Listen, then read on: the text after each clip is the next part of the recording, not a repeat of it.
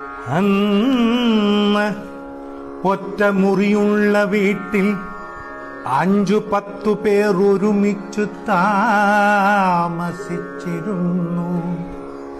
ഇന്നോ 5-10 മുറിയുള്ള വീട്ടിൽ 1-2 പേർ മാത്രം താമസിക്കുന്നു. അന്ന് 1000 പേരെ സഹായിച്ചവനെ ആരും അറിയാതെ പോകുന്നു.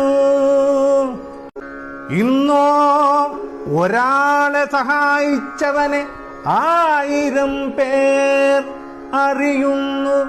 അരച്ചാൺ വയറിനു വേണ്ടി നമ്മൾ കിലോമീറ്ററുകളോളം നടന്നു ജോലി ചെയ്തിരുന്നു അന്ന്. ഇന്നോ ഒരു ചാൺ വയർ കുറയ്ക്കാൻ നമ്മൾ കിലോമീറ്ററുകളോളം നടക്കുന്നു എന്നും അന്നോ നാം ജീവിക്കാനായി ഭക്ഷണം കഴിക്കുന്നു. ഇന്നോ ഭക്ഷണം കഴിക്കാനായി മാത്രം നാം ജീവിക്കുന്നു. അന്നു വീട്ടിനകത്തിരുന്നു ഭക്ഷണം കഴിച്ച് പുറത്ത് കക്കൂസിൽ പോകുന്നു. ഇന്നോ പുറത്ത് ഭക്ഷണം കഴിച്ച് അകത്ത് കക്കൂസിൽ പോകുന്നു.